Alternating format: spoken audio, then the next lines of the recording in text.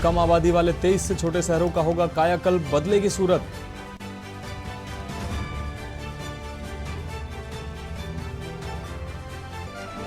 उत्तराखंड के 17 शिक्षकों को मिला शैलेश मटियानी पुरस्कार, सीएम ने की सम्मान राशि बढ़ाने की घोषणा।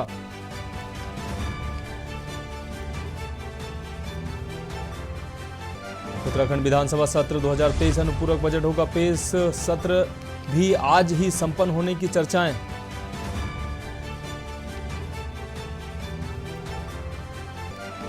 नैनीताल कारबेट में अवैध पेड़ कटान मामले में सीबीआई जांच के आदेश, पूर्व मंत्री हरक सिंह रावत की बड़ी मुश्किलें।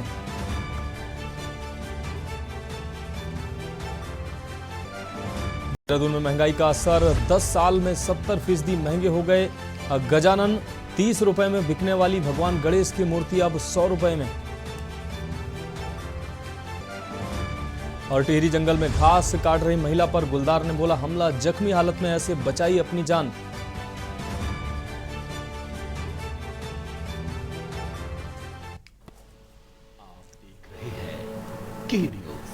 खबरों का सारथी।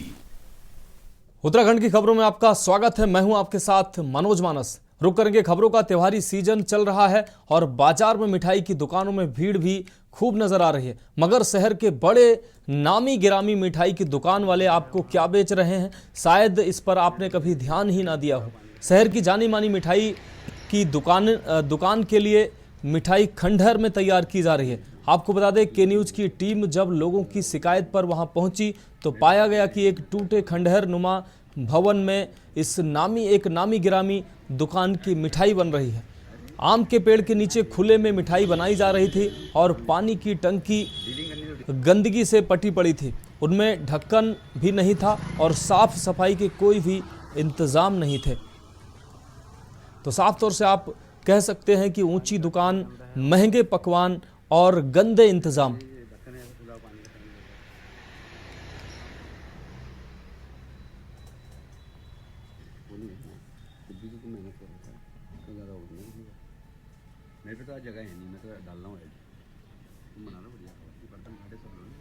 ज्ञान में आया है कि पीली गुठी के आसपास कोई खुले में मिठाई बना रहा है, तो इसको हम अपने खाद्य सुरक्षा अधिकारी को बेचकर दिखवा लेंगे और अगर इस तरह की कोई बात है, कोई मानकों का उल्लंघन किया जा रहा है तो मौके पर तत्काल कार्रवाई की जाएगी। अगली खबर देहरादून से है, जहां शहर में बढ़ते डेंगू के मामलों के चलते दून मेडिकल कॉलेज अस्पताल में मरीजों की संख्या का दबाव बढ़ गया है। आपको बता दें, इसको लेकर अस्पताल में वॉर रूम बनाया गया है। डीएमएस धनंजय सिंह डोवाल ने बताया कि जो बीमारी से संबंधित लोग प्रत्यक्ष और अप्रत्यक्ष रूप से शामिल हैं, वह वॉर रूम में एकत्रित होकर एक दूसरे से डाटा साझा करेंगे। किसी भी प्रकार की दिक्कत होने पर उसमें विचार करना और उसका हल ढूंढना इस वॉर रूम के incharge head of medicine department के डॉक्टर नारायणजीत सिंह बनाए गए हैं। इसमें प्रतिदिन सुबह 10 बजे सभी विभागों, मेडिसिन विभाग, नोडल अधिकारी, medical superintendent, blood bank incharge यहां आकर बीते दिन की चर्चा करते हैं और डेंगू से संबंधित सभी अपडेट्स लिए जाते हैं, जिसमें कितने सैंपल आए, कितने प्लेटलेट्स दिए, कितने बेड अस्पताल में खाली हैं, किस तरह से इलाज चल रहा है, यह सारी योजना वॉर रूम में बनाई जाती है।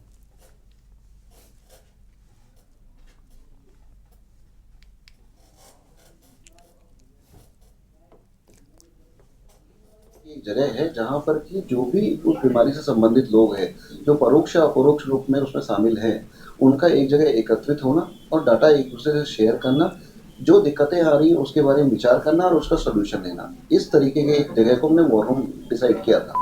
जैसे कि अभी जो वॉर रूम बनाया गया है उसमें डॉक्टर नारायण जी जो हेड ऑफ डिपार्टमेंट है मेडिसिन विभाग के, उनको कोऑर्डिनेटर बनाया गया है। और सुबह जैसे हम लोगों ने डिसाइड किया है कि लगभग 10 बजे के आसपास सारे विभाग जो हैं, जैसे कि मेडिसिन विभाग हो गया, जो नोडल अधिकारी हो गए, हमारे एमएस साहब हो गए, मैं हो गया, ब्लड बैंक इंचार्ज हो गए, इन सबको वहाँ एकत्रित करते हैं और पिछले दिन क्या रहा, कितने हमारे पास सैंपल आए, कितने प्लेटलेट हमने दिए, कितने मरीज आए, कितने हमारे पास बेड खाली हैं, किस तरह से इलाज चल रहा है, कोई सीरियस हो गया, ये सारी प्लानिंग जो होती है वो उसी रूम में होती है। उसके बाद फिर आदमी अपनी अपनी जगह काम करनी। अगली खबर लक्सर से है, जहां भारतीय किसान यूनियन पटेल ने किसानों से संबंधित 10 मांगों को लेकर तहसील मुख्यालय पर प्रदर्शन किया है। मांग पूरी न होने पर अल्टीमेटम दिया है। भाकियू पटेल के राष्ट्रीय अध्यक्ष चौधरी कीरत सिंह की अगुवाई में सैकड़ों कार्यकर्ताओं ने लक्सर तहसील पहुंचकर बाढ़ सर्वे दोबारा कराए जाने, मुआवजा राशि के चेकों की जो गड़बड़ी है उसको रोके जाने, बिजली मीटरों में की जा रही गड़बड़ी को ठीक कराए जाने तथा क्षेत्र में चल रहे नशा कारोबार को रोके जाने, बिजली बिल और किसानों के बैंक कर्ज माफ किए जाने सहित 10 मांगों को लेकर नारेबाजी करते हुए प्रदर्शन किया है।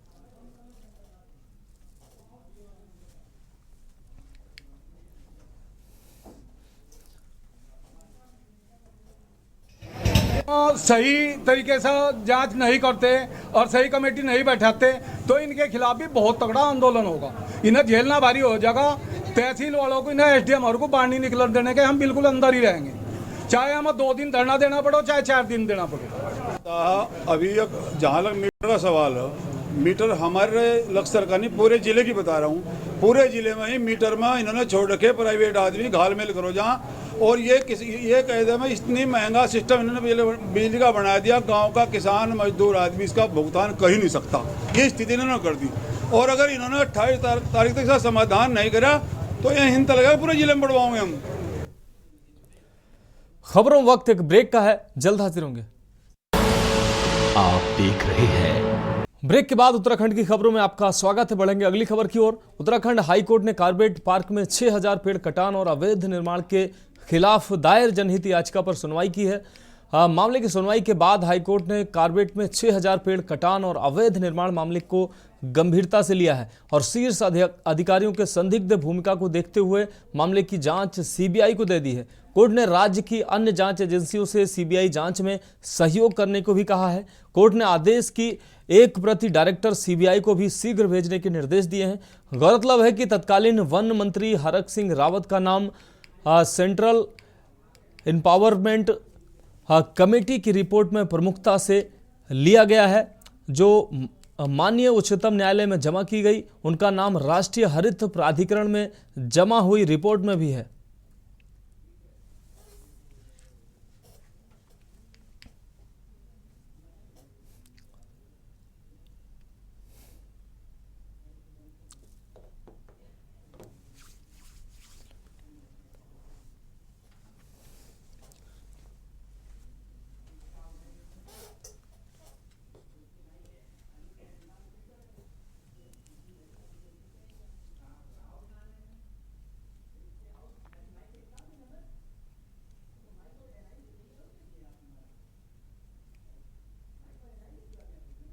में 6000 वृक्षों का अवैध पातन हुआ और एक टाइगर सफारी के नाम पर काफ़ी अवैध कंस्ट्रक्शन हुआ। इस बात का स्वतः संज्ञान माननीय उच्च न्यायालय ने अक्टूबर 2021 में लेकर राज्य सरकार से कार्रवाई के लिए कहा था। इस बीच दिसंबर 2021 में देहरादून निवासी अनुपंथ ने जनहित याचिका दाखिल करके दोषी जो है पॉलिटिकल पर्सन्स और आईएएस अफसर और आईएफएस अफसर तीनों पर कार्रवाई करने के लिए आदेश दिए थे। लेकिन जब कोई कार्रवाई नहीं हुई तब 6 जनवरी 2022 को माननीय उच्च न्यायालय ने पुनः मुख्य सचिव को निर्देशित किया कि कार्रवाई की जाए और तब जाकर तत्कालीन डीएफओ कालागढ़ किशन चंद पर कार्रवाई हुई। लेकिन तब भी जो तत्कालीन वन मंत्री थे हरक सिंह रावत जी, जिनका नाम लगातार रिपोर्ट में आ रहा था, जो सेंट्रल एम्पावर्ड कमेटी की रिपोर्ट थी जो माननीय उच्चतम न्यायालय में सबमिट हुई, या जो नेशनल ग्रीन ट्रिब्यूनल में डायरेक्टर जनरल फॉरेस्ट की रिपोर्ट सबमिट हुई, उसमें भी उनका नाम आ रहा था, उस पर उन्होंने कोई कार्रवाई नहीं करी। इस पूरे प्रकरण को एक निष्पक्ष जांच के लिए सेंट्रल ब्यूरो ऑफ इन्वेस्टिगेशन को रेफर किया जाए। इस मांग को स्वीकार करते हुए माननीय उच्च न्यायालय ने पूरी जांच सीबीआई निदेशक नई दिल्ली को रेफर कर दी है और उनसे कहा है कि उचित कार्रवाई करें। अगली खबर हल्द्वानी से, जहां काठ गोदाम हेड़ा खान सिमलिया मोटर मार्ग एक साल बाद भी नहीं बन पाया है। आपको बता दें कि जनप्रतिनिधियों ने प्रेस वार्ता कर अधिकारियों व सरकार पर आरोप लगाया है कि अधिकारियों और नेताओं ने सिर्फ इस मार्ग को निरीक्षण के लिए पिकनिक स्पॉट बनाया है, जबकि 200 गांव को जोड़ने वाला यह मार्ग 1 साल बाद भी नहीं खुल पाया है। केवल वैकल्पिक मार्ग पर यहां की जनता निर्भर है।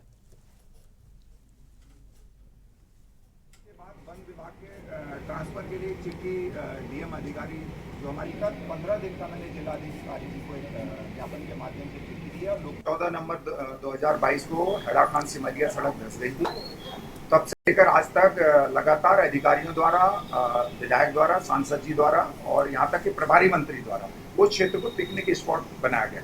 उस सड़क पर अब तक कोई ठोस कार्रवाई नहीं हुई। और वन विभाग की भूमि हस्तांतरण नहीं है, इसलिए इन सब लोगों की जवाबदेही बनती है। और हम एक बहुत बड़ा जन आंदोलन 200 गांव की सड़क है, 15 दिन बाद हम घेरा डालो डेरा डालो कार्यक्रम के तहत जिम्मेदार लोगों को घेरेंगे और आंदोलन उग्र करेंगे। तो हमारी जो है सिमलिया सारनी वाली रोड की स्थिति तो इतनी दयनीय है कि जिसके बारे में ये समझ लो कि रोड पर तालाब बने हुए और कभी भी कोई भी जानलेवा घटना हो सकती है। ये सरकार इसकी सुध नहीं ले रही। विधायक जी बार बार ये कह रहे हैं कि इस रोड के डामरीकरण के लिए हमने इतने करोड़ स्वीकृत करा दिए हैं, लेकिन अभी तक धरातल पर काम नहीं हुआ।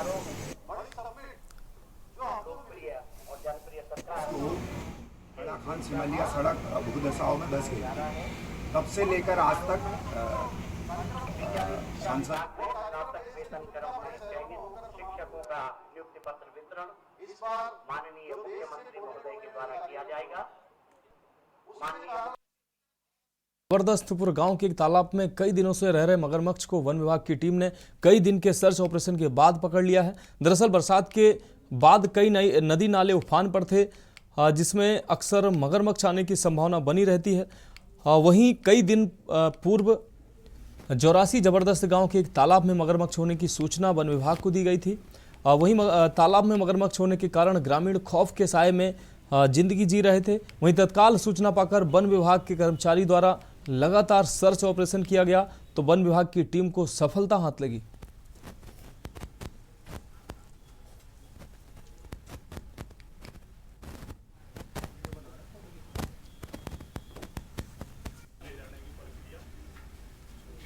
लगभग 3-4 साल का बच्चा है और जौरासी गांव से हमें लगभग 2-3 महीने से ऐसी शिकायतें मिल रही थी कि एक तालाब में मगरमच्छ है और हमारी टीम निरंतर वहां जाके इसका सर्च अभियान किया जा रहा था।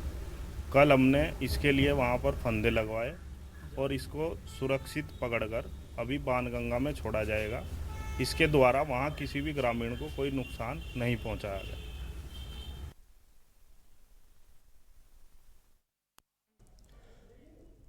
रुक करेंगे अगली खबर का। मंगलौर के ठोई गांव में ग्रामीण जंगली जानवर के आतंक को लेकर खौफ के साए में जिंदगी जीने को मजबूर हैं। ग्रामीणों द्वारा जंगली जानवर को गुलदार बताया जा रहा है। दरअसल ग्रामीणों का कहना है कि गांव के जंगलों में कई बार गुलदार देखा जा चुका है। वहीं खेतों में गुलदार के पैरों के निशान भी देखे जा सकते हैं, जिस कारण ग्रामीणों ने खेतों में जाना भी बंद कर दिया है, जिस कारण ग्रामीण खौफ के साए में जीने पर मजबूर हैं। आलम यह है कि शाम होने से पहले ही ग्रामीण घरों में कैद हो जाते हैं। ग्रामीणों की पूरी रात गुलदार की दहशत में गुजर रही है। वहीं उप प्रभागीय वनाधिकारी साधुलाल ने बताया कि कई दिन से ठोई गांव के जंगलों में गुलदार होने की सूचना मिल रही है, जिसको लेकर वन विभाग की टीम ने निरीक्षण भी किया था, लेकिन अभी तक गुलदार होने की कोई पुष्टि नहीं हुई है। लेकिन फिर भी लगातार क्षेत्र में गश्त जारी है।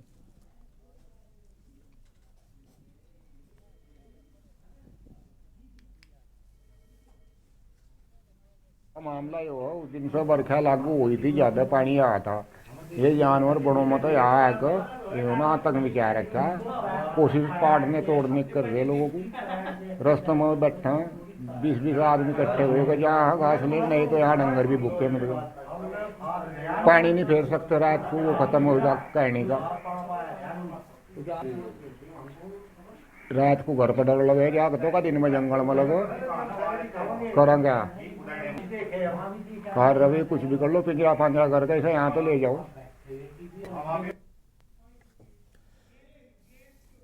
खबरों में वक्त एक और ब्रेक का है, जल्द हाजिर होंगे। आप देख रहे हैं। ब्रेक के बाद उत्तराखंड की खबरों में एक बार फिर से आपका स्वागत है। बात करेंगे अगली खबर की। खबर देहरादून से है, जहां विधानसभा सत्र के दूसरे दिन खानपुर से निर्दलीय विधायक उमेश कुमार ट्रैक्टर पर सवार होकर सड़ी गली फसल लेकर विधानसभा पहुंचे। ट्रैक्टर को विधानसभा के प्रवेश गेट पर ही रोक दिया गया। सुरक्षाकर्मी बड़ी संख्या में गेट के दोनों तरफ पहुंच गए। इस बीच निर्दलीय विधायक और अधिकारियों के बीच तीखी बहस भी हुई। उमेश कुमार ने सिंचाई मंत्री सतपाल महाराज पर गंभीर आरोप भी लगाए।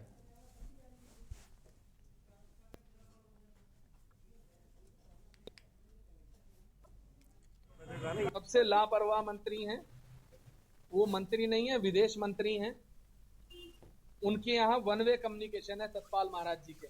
उनको प्रवचन देने की आदत है, तो वो जानते हैं कि बस जनता सुने, उनकी आवाज उन तक ना पहुंचे। जनप्रतिनिधियों को वन वे कम्युनिकेशन जनता की तरफ से होता है, पब्लिक की तरफ से होता है, जनता की बात सुननी चाहिए। उनके हवाई दौरे 1.5 साल पहले से मैं इस सदन में आवाज उठा रहा हूं कि मेरे क्षेत्र के तटबंधों को बना दीजिए, मेरे क्षेत्र के तटबंधों को बना दीजिए, हम भारी बाढ़ से हमें जूझना पड़ेगा। और वही हुआ। 1.5 साल पहले मैंने जल शक्ति मंत्री जी को फोन लिखा, उन्होंने मुझे आज अभी 6 महीने पहले मुझे पत्र आया, बोले कि साहब 1.5 महीना पहले हमने तटबंधों को बनाने के संबंध में कुछ हमारी जानकारियां मांगी थी, उसका 1.5 साल हो गया माननीय जल शक्ति मंत्री जी के कार्यालय को, आज तक इनके कार्यालय से जवाब नहीं दिया गया। इससे लापरवाह मंत्री या इससे लापरवाह मंत्री का विभाग क्या हो सकता है जो 1.5 साल से किसी केंद्रीय जल शक्ति मंत्रालय के बातों का जवाब न दे सके। अगली खबर की बात करेंगे। खबर देहरादून से। उत्तराखंड विधानसभा के मानसून सत्र के दूसरे दिन भी विपक्ष के हंगामे के साथ शुरुआत हुई। कांग्रेस के सभी विधायकों ने प्रदेश के विभिन्न मुद्दों को लेकर जमकर प्रदर्शन किया। कांग्रेस विधायकों ने सरकार पर विपक्ष के सवालों से बचने का आरोप लगाया। उपनेता प्रतिपक्ष भुवन कापड़ी ने बताया कि सत्र की अवधि को बढ़ाए जाने, आपदा प्रभावितों को उचित मुआवजा दिए जाने समेत विभिन्न मांगों को लेकर धरना प्रदर्शन किया जा रहा है। वहीं वित्त एवं संसदीय कार्य मंत्री प्रेमचंद अग्रवाल ने बताया कि सत्र की अवधि बिजनेस के मुताबिक रखी गई है। सरकार विपक्ष के हर सवालों का जवाब देने को तैयार है।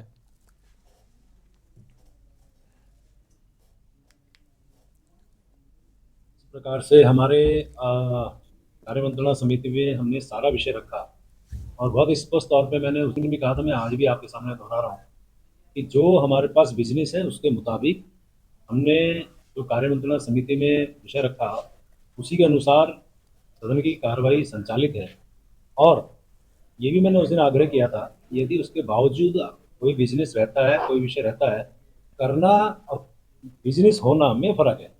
यदि हमारे पास बिजनेस है, निश्चित रूप से हम उसमें जो है पूरी तरह से हम तैयार हैं और सभी मुद्दे विधानसभा के पटल पे आने हैं, वो आ रहे हैं। और उसके बाद आप भी जानते हैं कि अनावश्यक रूप से सरकार का, जनता का पैसा, आप समझते हैं कि एक दिन में कितना पैसा लगता है, वो सारी चीज़ों को मद्देनजर रखते हैं। तो फिर भी आग्रह कर रहे हैं, विपक्ष चाहता है और माननीय अध्यक्ष विधानसभा यदि अनुमति देती है, कोई ऐसी स्थिति है तो हम सदन बढ़ाने के लिए स्पीकर तो पिछली बात। अगली खबर के उत्तराखंड बार काउंसिल ने हापुड़ उत्तर प्रदेश व उत्तराखंड के देहरादून, उधम सिंह नगर व अन्य जिलों में पुलिस द्वारा अधिवक्ताओं के खिलाफ की जा रही उत्पीड़न की कार्रवाई के विरोध में 8 सितंबर को उत्तराखंड के समस्त अधिवक्ताओं से न्यायिक कार्यों से विरत रहने व शांतिपूर्ण प्रदर्शन करने का ऐलान किया है। बार काउंसिल के सदस्य सचिव मेहरबान सिंह कोरंगा की ओर से इस आशय की सूचना समस्त बार एसोसिएशंस को भेज दी गई है।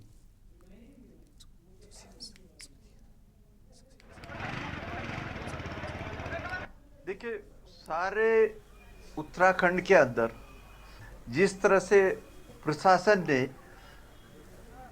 आदेशों का गलत इंटरप्रिटेशन कर रहे हैं और लोगों को, वकीलों को, सबको एक तरह से प्रताड़ित कर रहे हैं।